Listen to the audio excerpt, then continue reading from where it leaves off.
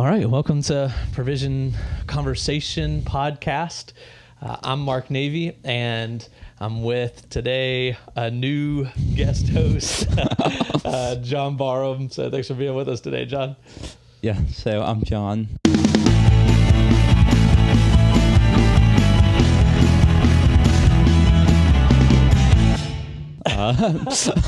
Yeah, John, tell people, who are you? Yeah, so I go to Wingate University, and I'm majoring in history. I'll be a freshman. Awesome. So when you say you go to Wingate University, that's a pretty fresh statement for you. Yeah, that is. Like Monday. As of Monday. Cool. So you're majoring in history, and what made you decide to major in history? Yeah, so I'm planning on teaching, hopefully. That's the plan as of now. Hopefully in college. I don't know. We'll see how that goes. You want to be a professor? Yeah. Is the ultimate goal there? Yeah. Cool. So minoring in French and Spanish. Yeah, so. It's a busy college It's a busy season. schedule. Yeah. A lot going on. Awesome, man. Well, we're glad you're here. You have been with Provision Church since day one? Yeah, my birthday. Your birthday was November 18th. I don't think I knew that. Yeah. That's kind of crazy, dude. Awesome. Well, then we'll be sharing birthdays. That's true. Yeah. This coming year. So that's pretty cool. Very nice. All right. Well, let's get into it, man. Thanks for being with us. Jordan and Carson are out of town this week, so thanks for stepping up. They're lazy. You should fire them. I promise you they will listen to this and they'll be like, "Come on, John." I got called on the first one. But, yeah. So. That's true. Yeah, you did. So only fair. Awesome. Well, we're going to kind of do our normal thing today. We'll start with, actually Sunday. I think Sunday was really cool. We did elder ordination. Yeah. And then we kind of did an installation of elders, which we'll get to. But I'm excited to talk through that. Mm-hmm. 'Cause I think it's a pretty neat thing. But before we do, John, you're a history buff. You already kind of said you're majoring in history. I think it might be fair to say that we're both kind of political junkies. Probably, yeah. Yeah, I think that's fair. Former history teacher, future history teacher. Yeah, I used to teach civics and economics. So, I mean, I taught history. I taught politics. I taught world history. So, love politics, love history.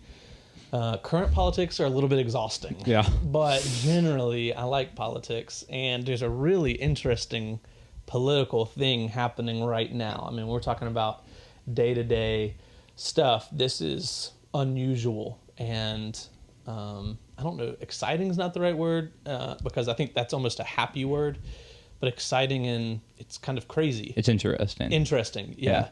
So I'm talking about Hong Kong. Yeah. Right now Hong Kong is kind of nuts. And do you know anything? We haven't talked about this. Yeah. Previous to right now, we haven't talked about Hong Kong, so I don't know what you know. I mean, do you know much about Hong Kong's history? Yeah. And then like what's going on right now? Yeah, I feel pretty confident with it. Walk us through. Give us a 30-second. Who is Hong Kong and why are they struggling right now? Yeah, so Hong Kong's an island off the coast of China, and then in the Opium Wars, which is like the 1840s, the British took it from China, in the Opium Wars, and they were a British colony until like 1997, I think. And when Britain gave Hong Kong back to China, there was an agreement that democracy would be there for at least 50 years, which they aren't really keeping that side of the deal. So nice. That was pretty good history right there. Very nice. Yeah. So I think there's been fear since the handing off of Britain to China. My computer, I need to mute it. I think there's been a fear from Hong Kong of China since then. But then I was reading, kind of listening what's going on right now. It sounds like, so Hong Kong's free, Hong Kong's democratic, China is communist. authoritarian. Yeah. I mean, they're kind of like a mixed, they're kind of a weird setup. They've kind of come into the free market a little bit, but still are authoritarian. Yeah. And so it's a really weird setup. I was reading about it, and there's basically China agreed to let Hong Kong have a separate government where they had different rules and different punishments, like their own legal system. Yeah. But they still recognized Hong Kong as a part of one China. That there's not two countries; it's one country. It's like I think you're you're not even letting language mean anything anymore. Like you're not one country. Yeah. At that point. And so China just passed a law that was an extradition law. Had you seen that? Have you heard that? Probably not that wording, but yeah. But basically, what it said was if China is convicting someone of some crime in Hong Kong, China has the mainland right, China. Yeah, has the right to bring them to mainland China, and so that has a lot of Hong Kong citizens. Hongkongers. Hongkongers? Yeah. That really is what they call it. Really yeah. Hongkongers? Okay, that's pretty good. All right, so it has the Hongkongers. That doesn't even sound... It doesn't sound right. It doesn't sound right. It has the Hongkongers worried because, I mean, what would keep China from bringing anyone into their mainland for any reason? There's not really anything. It was the same thing, I guess, with us, like in the American Revolution, bringing people back to England for trial. True. Which Hong Kong obviously didn't do that. Being British, it was the same thing, but they stayed in Hong Kong. True. So some of the pictures from Hong Kong have been pretty interesting. Apparently, the citizens have been protesting in streets and public places for a while. And what really elevated the tensions, escalated it, was they started protesting in Hong Kong's airport. Did you see that? Yeah. Yeah. Why would that escalate tensions? Why would that be worse than protesting in the streets? I mean, I guess it's kind of a public area. I mean, a lot of flights going to Hong Kong. Yeah. I think I heard like 79 million people pass through there. Probably. Yeah. I mean, I guess, I don't know if that's weekly, but it's a lot of people moving through was the number I heard. And international people, so they wanted people's attention. And so I saw a picture. They were holding American flags as like protest, which is interesting. I think it's pretty smart because it's like, hey, America, look at us. Yeah. And then it's also a symbol of freedom. So yeah, it's just pretty interesting. So I don't know what comes out of that. I mean, do you have any idea what comes out of that? Like, should we be worried?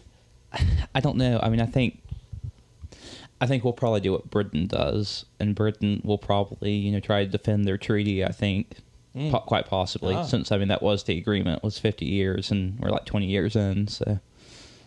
That would be... I saw one person that, tore down the Chinese flag and put up, the British colonial flag, there's a large movement there to return as a British colony. That's pretty crazy. Yeah. I heard someone say that we were basically in a Cold War with China right now. And that's what I think some of the interesting, I won't get political kind of sides on this thing, but that we're in a trade war with them right now. Mm-hmm. And then this happens. And it's like we are freedom-loving, liberty-supporting everywhere on Earth. And it's almost like we can't say anything because we still have a position to defend in our trade war. Yeah. So it's really interesting. I saw a tweet from Trump that he was talking about holding off on some of the tariffs until they could get the Hong Kong situation under control. Yeah. But, that makes sense. I mean, it's just a crazy situation. Yeah. And I think it's good. It's good for people in our church to understand some of that stuff that's going on in the world.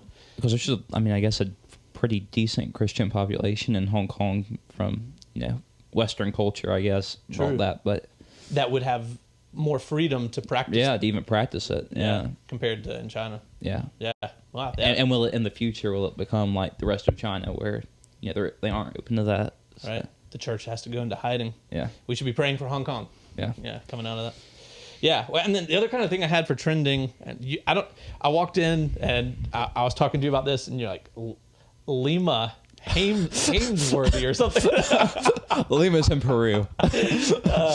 So this week, Miley Cyrus and Liam Hemsworth announced that they were divorcing. You don't even know who Liam Hemsworth is, though. No. Oh, okay. But you know who Miley Cyrus is. I know. Oh, okay. Well, I on the back of your page there, this is kind of one of Miley Cyrus's agent or one of her representatives put out a quote. It says, "Liam and Miley have agreed to separate at this time." A rep for Cyrus said, "Ever evolving, changing as partners and individuals, they have decided this is what's best while they focus on themselves and careers. They still remain dedicated parents to all of their animals they share while lovingly taking this time apart. Please respect their process and privacy." It's a pretty interesting statement. I mean, there's a lot that we could say there, but I mean, it's almost something that we expect from pop culture. This anybody in media, Hollywood, we feel like marriage is only supposed to last a few years now. Yeah. So it's like, that's not surprising. At least in Hollywood. Yeah. Right. It's interesting that Hollywood influences culture so much. It does. Yeah. And this is their, like, that's not normal American culture, I don't think. No. It is like, you get married and divorce in 2 or 3 years. I don't think the stats support that that's normal culture, but that's how the influencing culture lives.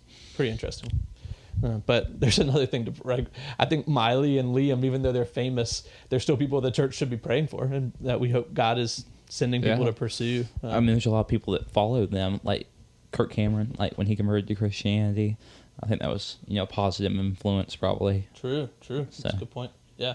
Well, hopefully God will work in those lives, and we hate to see divorce. Like, I don't want to make a joke of it. Like, divorce is bad, so I hate that. No, I was laughing at the animals. Yeah, that's true. Right. Well, not from us laughing a minute ago, but I guess I bet if you listen to many people talk through Liam and Miley divorcing, they're joking and there's some, like, the animals, there's funny parts to it, but yeah. I think they can make a movie out of this. Maybe that was the reason. They play Miley's themselves. next album, like, yeah, for sure. All right, cool. Well, moving from there, we always take some time in our podcast to thank our sponsors. Do we have any? Last week we had something. I don't have anything. Oh, yes, I do. Okay, here. The lighted key from Lowe's is a really nice way to get into your house at night, and I support the lighted keys. So Lowe's, thank you for the sponsorship. If you mention Provision Church at the cash register, you will get 0% off, and they will give you a funny look. So go ahead. That's a bargain. Yeah, awesome. It's worth it. So make sure you mention Provision Church at the register at Lowe's as you purchase your lighted keys. It's a good thing. All right, well, our passage review for today. It's really, we're going to kind of talk through the service, if that's all right with you. And I mean, I'd love to get some of your first takes from Sunday. So Sunday we ordained 3 men to ministry, and then we did message, ordained 3 men, and then we followed up that ordination with bringing all 6 elders onto the stage and saying, hey, here's our elders. It's kind of a official installation to say these men are official. What's some of your takeaways from Sunday? I mean, I'd never seen that before, so I guess it was an interesting, ceremony, I guess. I don't know. Ceremony's a good one. I don't know. This is entirely new to me. I mean, coming from other Baptist background, we don't really have elders. So True. And when we bring a pastor on, they probably are already ordained. So yeah. Have you ever seen an ordination? No. I don't think most people probably in that room have. Yeah. Which is interesting. Which now I'll bring up the question then, what did you think about ordination, or what do you think about ordination? Do you know what ordination is? How would you describe it? Yeah, I mean, I guess it's the person who the church body has chosen to lead them, and who I guess the other elders have appointed to serve alongside them, and God has called are moving from, I guess a different type of ministry. They're going to lead a ministry now. Yeah, I think that's pretty good. I don't know if I said it this way on Sunday, but probably the way I would talk about ordination is that it's really affirming God's work in someone's life. That like on Sunday, we weren't saying, hey, Brian, here's something that Mark is giving you. Like, our elders didn't necessarily ordain him. We believe that God ordained him, and we're recognizing that, we're affirming that. So that's affirming what you're saying. Even is saying, it's the church, it's the elders saying thumbs up. Yeah, we think that God is working in you to that end of ministry, to lead, to take that next step. And so, I think you described that pretty well. On Sunday, we just kind of prayed over them. We gave them a charge, basically saying, hey, we've seen you. Now here's things we expect of you. Do you promise to do those things? And they said yes, and we brought their wives on stage, which I actually had some back and forth on some of that, because it was like, should you bring wives on stage? What do you think about bringing their wives on stage? I don't know. I mean, that can be kind of a rough topic. I think biblically, probably wives are called to serve alongside their husband. But at the same time, I know in the Old Testament, like, women weren't supposed to be on the altar, and is that an altar? Well, probably not. No, definitely not an altar. Yeah. It's a gym, but yeah. Well, yeah. And I think even like we weren't ordaining the women, right? And so that's what we're definitely in the vein of women aren't biblically given the role of pastor. That's our church's stance for sure. But we like to try to find places where biblically women can lead and women can serve and women can invest well alongside their husband. I think. Well, alongside in that case, in pastor, this case, right? Yeah. In pastor, but I also mean like where are women gifted and able to serve on their own? Like, I don't think women have to have their husband holding their hand as they take roles and responsibilities in the church. I think there are certain roles reserved for men. And that's... I think there's certain roles probably reserved for women too. Agreed. Yeah, exactly. So it's not like a better or worse. It's just different. They're co-equals, but the I guess the power might be a little bit in different hands. Like, well, I think the role of leader has a authority to it. Yeah. And so, I mean, if you're talking in those words, we're kind of coming off topic here. Sorry, I'll bring us back. So having the wives up there, I think the purpose really was to say a husband shouldn't enter into ministry if his wife doesn't agree. Yeah, I mean, because I think God talks to the wife. I mean, so and I heard someone say one time that he was in ministry and his wife didn't want to be, and so he was like, he almost said basically he wanted to be faithful to the ministry, and his wife left him. And it's like, dude, like he was saying it like, it was hard. I had to follow God. And it's like, you're not following God. Like, if you're ostracizing your wife for the sake of a ministry you think you're called to, you're not doing the most important ministry, which is to your family. And so I think that's part of why we had the wives up there. Yeah. We brought those men up there, gave them the charge. We asked their wives, do you support? They said, yes, we do. We gave a charge to the church. They said, yes, we do. Like we pledge to support them and follow elders, pastors, as the Bible calls us to in Hebrews. And so that was that was kind of our ordination process publicly. So I know what we did privately, and I think I've voiced this in front of the congregation a couple times. Do you know how that ordination process worked privately? I think so. Walk me through what you think. I'm interested to hear what maybe you think our ordination process was privately. I assume you and Pastor Shannon sat down and probably prayed and discussed with each other over who you felt like would be the best candidates for congregational elders. Yeah, we did over a course of weeks. And then we called those men and we interviewed them. Yeah. Yeah. And then we checked theology. Checked lifestyle. So we did background checks. We kind of did everything kind of prior to that, saying, okay, we agree. Now we present to the church to say, So that was ordination. That was ordination on Sunday. The church should be ordaining. I hope that ordinations are something that our church gets really comfortable with, that we see a lot. It's how are you going to plant churches? How are you going to send missionaries if we're not raising up men to lead? We prepare them and God calls. So yeah, I think so. So we ordained these men, we installed them as elders.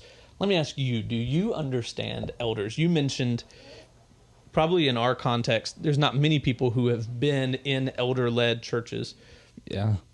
Do you understand the role of elder? I think so. Yeah, probably. I mean, elder or pastor is the same thing. They're shepherds. They lead the church, but it's just a different type of ministry. I mean, the church should submit to the elders.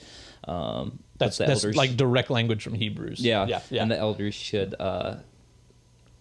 follow God and His will and love the congregation well. Mm-hmm. So. Yeah, I heard a pastor talking today, and he said something about we should be spirit-led churches. And he started saying, I've worked with some churches and they're like, you should know we're deacon-led, or you should know we want to be pastor-led, or you should know we should be congregational-led. He's like, but we need to be spirit-led. And it's like, I mean, I agree.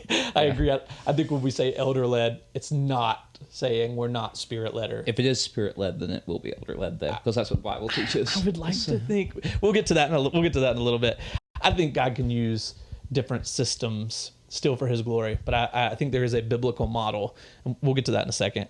Do you think the word elder scares people in our context? Do you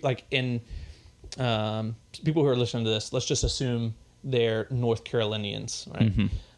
Or imagine most people who are listening to this are Provision Church members, probably, or part of our congregation.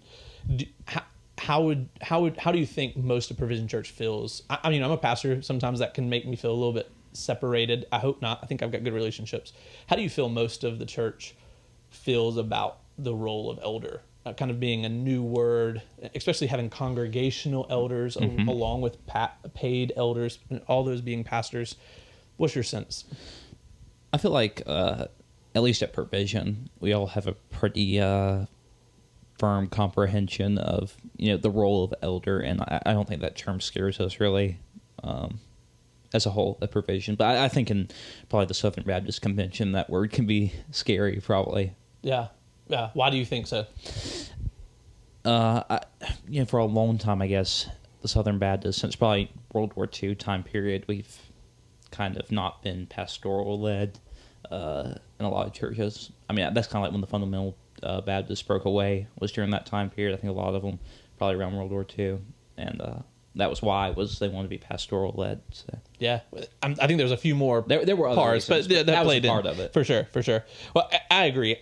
The sense I get from people is that maybe they don't understand completely, because I think a lot of people haven't seen a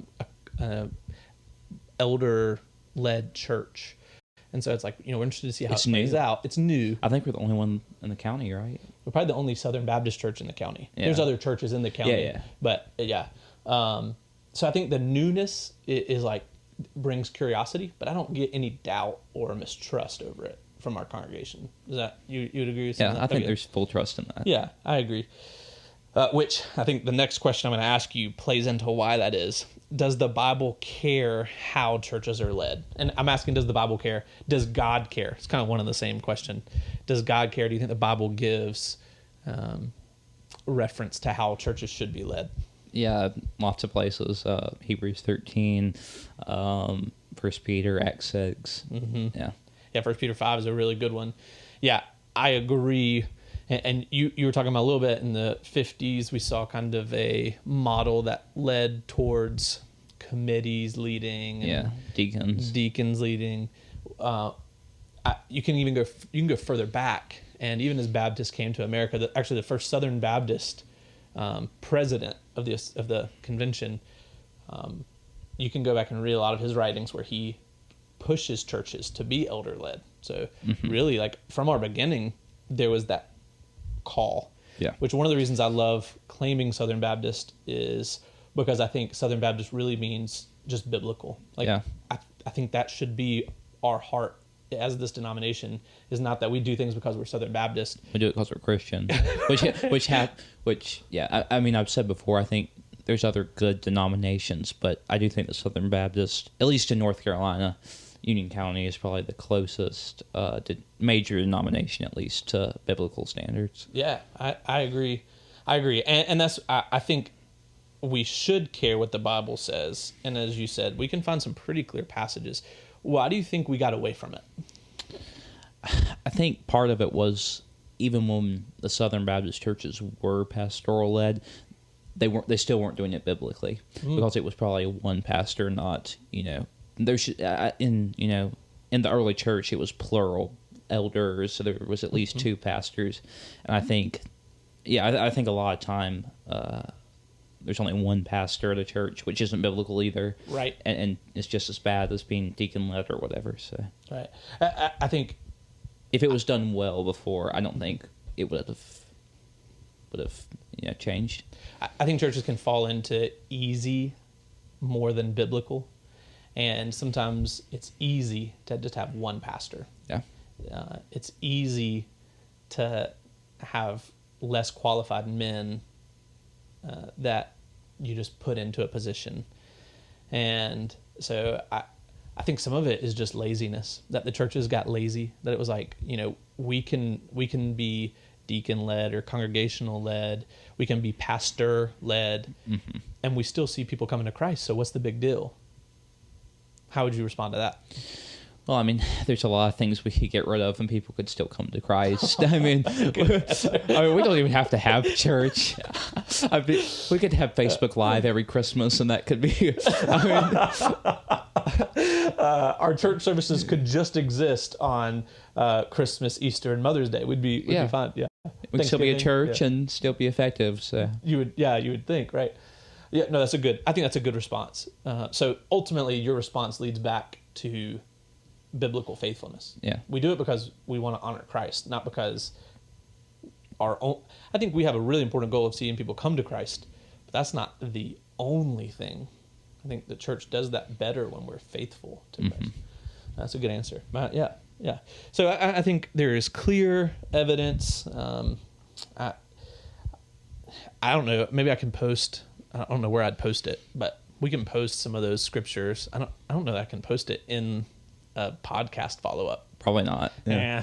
Never mind. I'm not going to post anything. YouTube comments. YouTube comment. Yeah, this will be on YouTube. Yeah, maybe I'll put some of the comments. But definitely, if you Google John Piper elders, there's a really good article that he writes that walks through the biblical call for elders and what their position is, and does the Bible call for it? And man, it's just, if you're coming at it blank slate, saying, I'm not coming with a bias, I'm coming with a Bible bias of whatever the Bible says, I'll go with.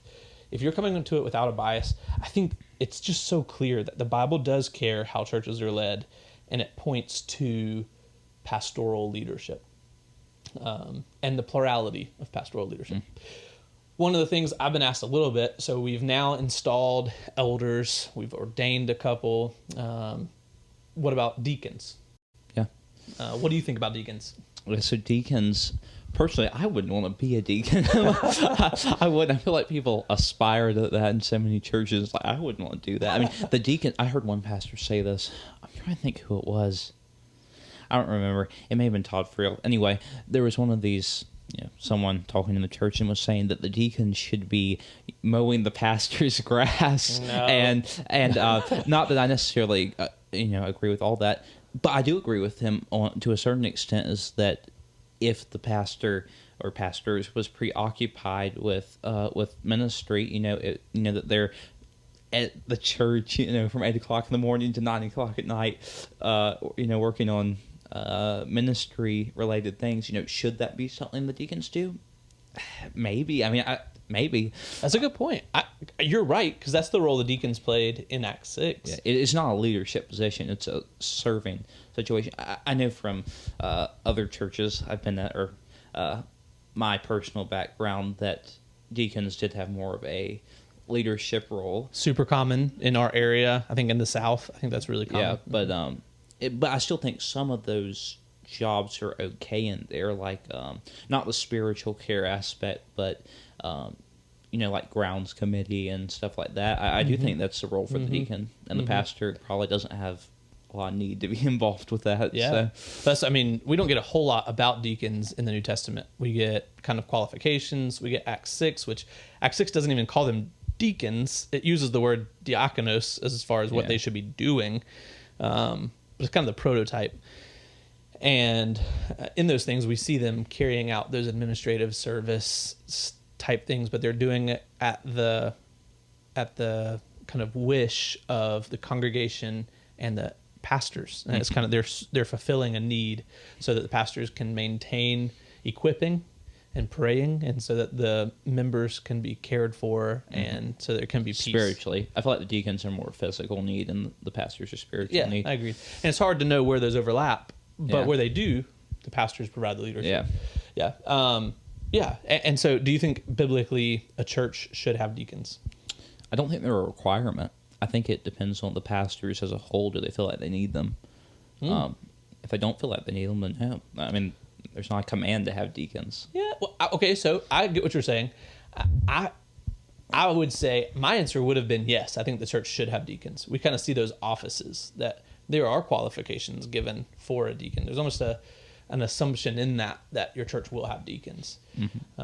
So our church will. I mean, it's kind of that's why I was kind of bringing up that question. Is that one of the things our elders will do is help bring that to the church, is say, hey, here's the role of deacon, because I think the deacon role can be different. How does a deacon serve the church?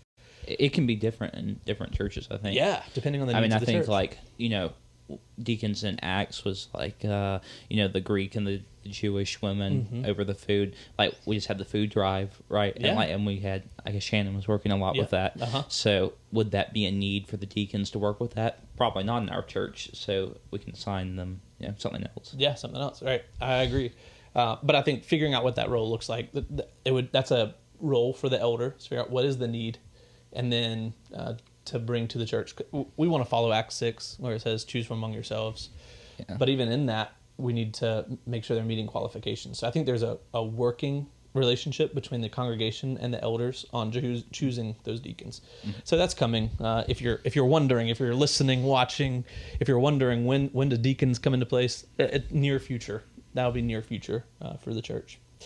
Do you have any questions about the ordination, elders, leadership of the church? I mean, anything coming out of Sunday, you're like, what is? Yeah, I mean, I feel pretty confident with it, I think, personally. I heard some comments. This might not be the best place for this.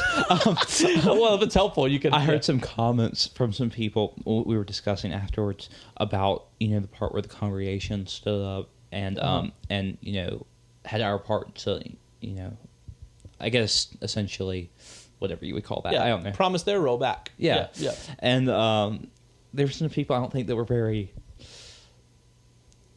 understanding of why that was, or chose not to do it, Yeah. So that's okay too. I think some of that will take some getting used to, and some people may have questions. I thought about it later that maybe what would have been helpful would have been to provide that statement to the congregation beforehand. Maybe that's what we'll do next time. Provide that statement to the congregation beforehand so that they know what they're committing to, because I think promising to something is a big deal. And so if I'm giving it to you, so in some ways I'm like, just trust me. I'm not going to give you something unbiblical to promise to. But I also don't want the church to just take my word for it. I want the church to go and study and look and say, is this right? And so anyway, I think maybe in retrospect and then moving forward, providing that statement earlier allows the church time to grapple with it and then agree to it when we ask them, because it's hard. I think the thing is, even if you don't agree to that, the Bible still commands that of you. Like, even so, right. I mean, right. But I agree with you. But in the moment, hearing it and deciding, does the Bible ask that of me? Might be harder for some people than for other people. Yeah. Who might not be as familiar with the topic. You have to understand why. I mean, 2 years ago, I didn't even know this was an issue in the church. Right. But Right. And we didn't ask a whole lot. I mean, we basically, if you're listening and you haven't heard the sermon on Sunday, we basically just quoted a couple different verses and say, will you do this? And then we quoted the verse. So it wasn't huge. It wasn't anything crazy. But it was, Hebrews 13 we quoted. I'm trying to think about the other two verses that we kind of came from, but nothing groundbreaking. It was just, do you promise to support the pastor, was basically where that came from, and support by doing the work of ministry that we're called to in Ephesians 4. Actually, I do have a question about that. Yeah, okay. All right, so like Jim was already ordained. Jim Korth. Yeah. He's ordained and one of our elders. So like, he, ordained 30-something years ago or whatever. Yeah. Like, do you feel like the congregation should have obeyed him as an elder before he was put as an elder in our church, since he was already ordained? Yeah, that's a good question. I don't think so. I think there are men who have been ordained who, if they start coming to our church, I would not look at as an elder, whether that's because of decisions they've made or because of obvious... they shouldn't have been ordained, right? I mean, they don't meet the qualifications. They don't meet the qualifications, right? So I don't think that just because someone's been ordained, when they walk in the doors, the church should be like, all right, we treat you as an elder. I do think that it's important for the church to recognize the men that they are treating as elders. And so in some ways you can't take away when someone so our elder board will have rotations. People won't stay on for the rest of their life. Right.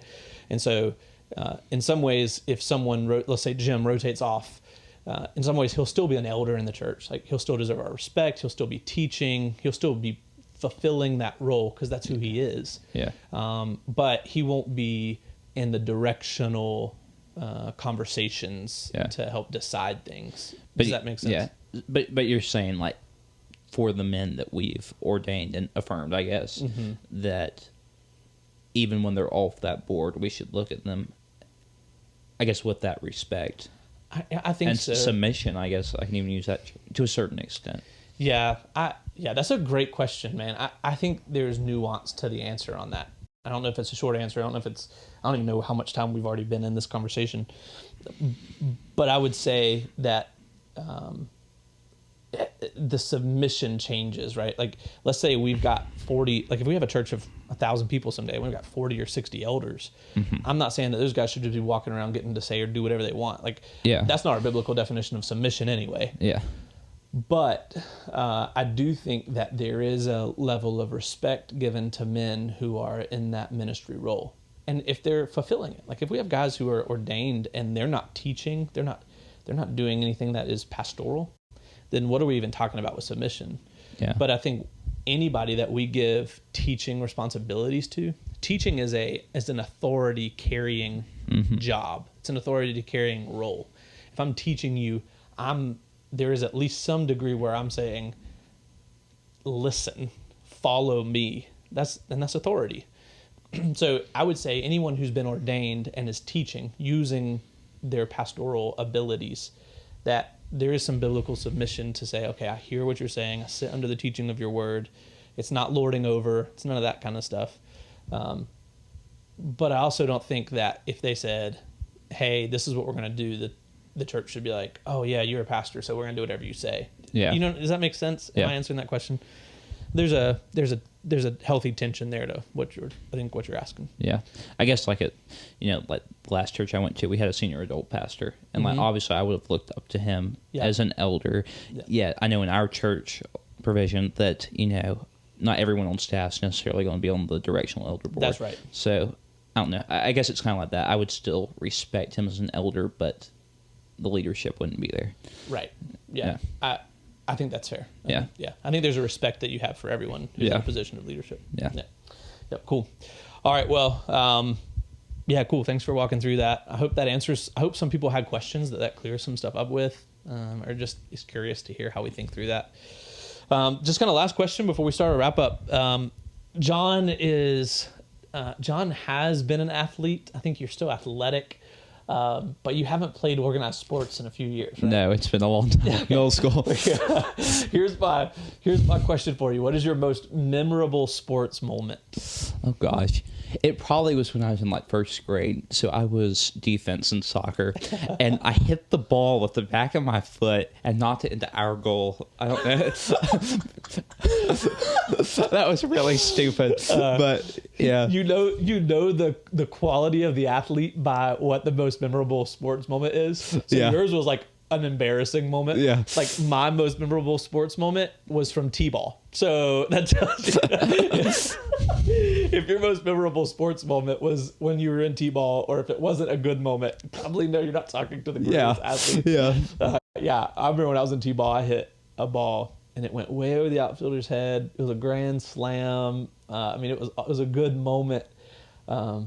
But I was 7 years old, something like that. So it was like, what does it matter now? But yeah, that's cool. So you played soccer growing up? Yeah, you played baseball growing up? T-ball, soccer, then football 1 year. That was terrible. Dad made me. I hated it. So just 1 year? Yeah. And then after that, I was done. Never went back. So middle school, you played what? It was in sixth grade. That was your last football. Sport? Yeah. Football was your last sport in middle school? Yeah.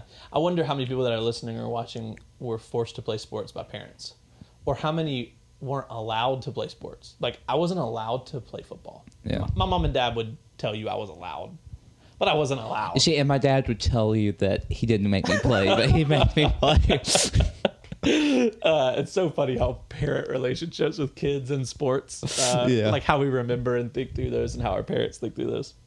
It's so funny. I wonder if you're listening or watching, if there's a way to comment, if you're on YouTube or wherever, comment, let us know your most memorable sports moment. We would love to enjoy, whether it's embarrassing or amazing, we'd love to enjoy your moments. All right, man, well, wrapping up, as a church, as Provision Church, we've got a couple big things coming up. Probably maybe the biggest in my mind. We've got Wingate Movie Night, the town of Wingate. And then a pretty big event is our Wingate Duck Race. Yeah. So that's pretty exciting. We hope to engage with a lot of college students. We're going to be cooking hamburgers. We're going to be playing some music. Starting a grease fire with hamburgers. Hopefully not starting a grease fire. The fire department will be there. Yeah, so. That's true. The fire department's going to be there, which is really cool, actually. But yeah, no, we'll be racing rubber duckies, which I've told people this story. I've told people we're doing a duck race. And I actually told one guy, I got a call back from him a few days later, and he's like, dude, I've been telling people about your idea to do a duck race. I think it's really cool. He was like, how do you keep the ducks from flying away? I was like, no, dude, I'm so sorry. I was like, I'm sorry. No, it's a rubber duck race. He's like, oh, that makes so much sense. He was like, I thought you in Union County, you're doing like a duck hunt or something. You're kidding me. I don't think he was serious. Yeah, I think we were just joking at that point. But he really did think we were using live ducks. He really thought we were racing live ducks. So no, don't call PETA. We're not destroying any living things. We're gonna get them out of the water. That'd be a lot of publicity. It would be. Yeah. Glad we're not doing that. So we've ordered 500 rubber ducks. Okay. They should be here today. Actually, we're pretty excited. I know. I was curious on how much that was going to cost, so I got the Amazon rubber ducks for like $2 a piece or something. Yeah. I was like, we're gonna get rubber ducks for like 25 cents a piece. We're going to reuse these every year. Yeah. Well, yeah. I'm not collecting those. No. Somebody's going to need to get Well, net. that's what. Apparently, they're really heavy. I think the shipment is like 100 pounds. So apparently, they're pretty heavy things too. Yeah. So anyway, Quality rubber duckies. Well, they're weighted rubber ducks, so they should float upright. Hopefully they don't sink, They shouldn't sink. Not weighted like that. Just weighted where they'll stay on the top. So anyway, Provision Church, if you're a member, if you're part of our congregation, come out. That's going to be the 26th from 6 to 7, kind of short, but we'll have prizes for the students. We'll have hamburgers and just hamburgers and chips. So it should be a fun time. We just hope to get some FaceTime with students and love on them some. So yeah. That's the next thing coming up. Cool. Well, John, dude, thanks for hanging out. Thanks for talking through Sunday and elders and deacons. Yeah, glad to be here. Yeah. Cool, man. All right. Well, thanks for listening today, guys.